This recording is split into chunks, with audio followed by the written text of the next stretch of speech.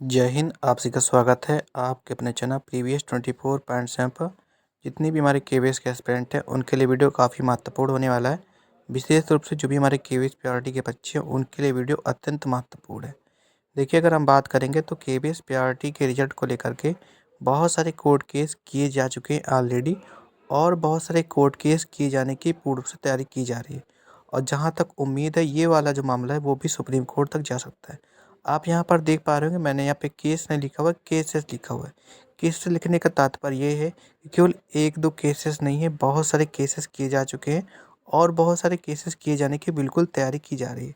देखिए, पहला केस अगर हम बात करेंगे तो अभी हाल फिलहाल में आपने देखा एनआईओएस का जो मामला निकल कर आया है, तो सीधे तौर से ये जो मामला है अभी समाप्त नहीं हुआ है, इसको वापस से रीओपन करने का प्रयास किया जा रहा है। यानी कि अंतरिम आदेश के लिए पिटीशन डाला जा चुका है। यानी कि जो भी एनआईओएस के कैंडिडेट हैं, जिस प्रकार से आपने देखा था बीएड कैंडिडेट का मामला आ जाने के बाद भी सुप्रीम कोर्ट में अंतरिम याचिका के लिए दायर किया गया था, वही मामला से निकल कर आ रहा है। दूसरा जो केस है वो हमारे डीएलएड के छात्रों द्वारा किया गया है इंटरव्यू के मार्क्स को लेकर के।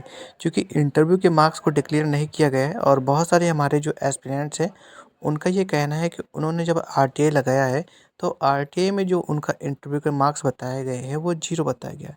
ठीक है, आप में से कितने कैंडिडेट हैं जिन्होंने आरटीआई फाइल किया था, उसका जवाब आया है? अगर आपका जवाब आया है तो प्लीज़ कमेंट में ज़रूर बताएंगे कि आपके आरटीआई में क्या कुछ जवाब निकल कर आया है। ठीक है, जहाँ तक रही बात हम इंटरव्यू के मार्क्स को लेकर के, तो बिल्कुल स्पष्ट रूप से इनके इंटरव्यू के मार्क्स को डिक्लेयर कर देना चाहिए। और इसी बात को लेकर के बहुत सारे हमारे जो भी हमारे कैंडिडेट हैं जो डीएलएड के भी हैं, उन्होंने केसेस किए हुए हैं ऑलरेडी। यानी कि सीधे तौर से ये स्पष्ट है कि जो इंटरव्यू का जो मार्क्स डिक्लेयर नहीं किया गया उससे बच्चे काफ़ी हद तक असंतुष्ट हैं। और सीधे तौर से जहाँ तक मुझे लगता है केवीएस से इंटरव्यू को समाप्त कर देना चाहिए, क्योंकि कहीं न कहीं बच्चों के मन में एक संदेह रह जाता है कि इंटरव्यू में कहीं न कहीं पैसा चला होगा। ठीक है? जैसा कि आप देखते होंगे कि DSSB में किसी प्रकार से भी कोई भी इंटरव्यू कंडक्ट नहीं कराया जाता है, और ठीक ऐसा ही कुछ हमारे केवीएस में भी होना चाहिए। और बिल्कुल स्पष्ट है यहाँ से कि जो पूरा का पूरा मामला है कहीं न कहीं इसमें बच्चों को संशयपूर्ण लग रहा है, तो इसी वजह से केसेस किए गए हैं। हालाँकि ये जो केसेस हैं उनका बहुत अधिक प्रभाव आपको देखने को नहीं मिलेगा। तो जो भी बच्चे इंतज़ार कर रहे होंगे कोर्ट केस का, या फिर उनको लग रहा हो किसी प्रकार से भी कोई उनको फ़ायदा हो सकता है, तो आपको बिल्कुल भी इसका वेट नहीं करना है। अगर आपको वेट ही करना है तो आप ये वेट कर सकते हैं कि आपके इंटरव्यू के मार्क्स कब तक डिक्लेयर किए जा सकते हैं। और जैसे कि हर वर्ष केवीएस डिक्लेयर करता है, हो सकता है कि इस वर्ष भी केवीएस इंटरव्यू के मार्क्स डिक्लेयर कर दे। अब रही बात waiting list and revised list को लेकर के, जिसको लेकर के बच्चों के अक्सर कमेंट रहते हैं और बच्चे काफ़ी ज़्यादा इसको लेकर के उत्सुक भी रहते हैं कि वेटिंग लिस्ट कब तक आएगा। और बड़ी बात और अच्छी बात ये है कि इस वर्ष आपके जो वेटिंग लिस्ट होगी, वेटिंग लिस्ट में आपकी संख्या बहुत बड़ी मात्रा में होगी। यानी कि 6000 से ऊपर पद थे, और इस बार आपको मैक्सिमम नंबर ऑफ कैटेगरी के बच्चे आपको वेटिंग लिस्ट में देखने को मिलेंगे।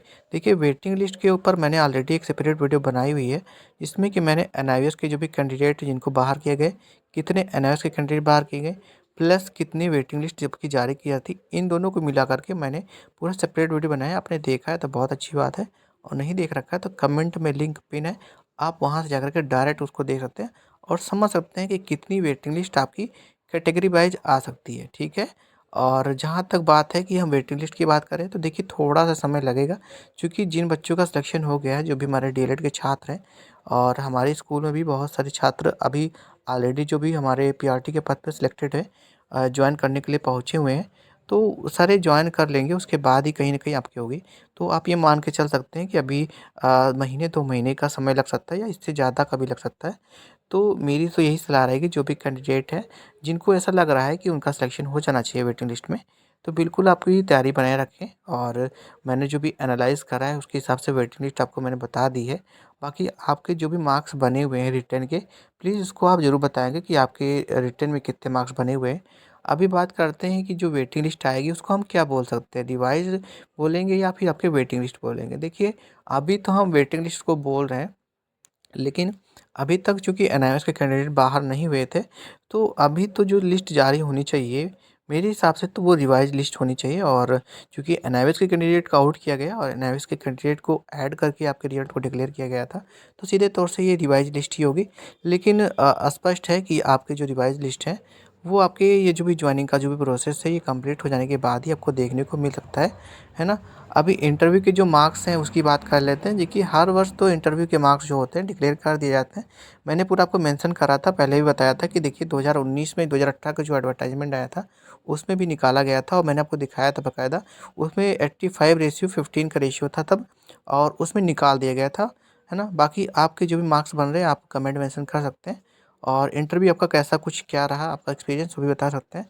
बाकी जो भी होगा वो तो आपको देखने को मिलेगा ही, और उम्मीद है कि बहुत शीघ्र वेटिंग लिस्ट या रिवाइज लिस्ट जो भी बोलना चाहे वो जारी होगा। ठीक है, जो भी पहली बार विजिट कर रहे हैं हमारे चैनल को सब्सक्राइब कर लीजिए। मिलते हैं नेक्स्ट में। Thank you.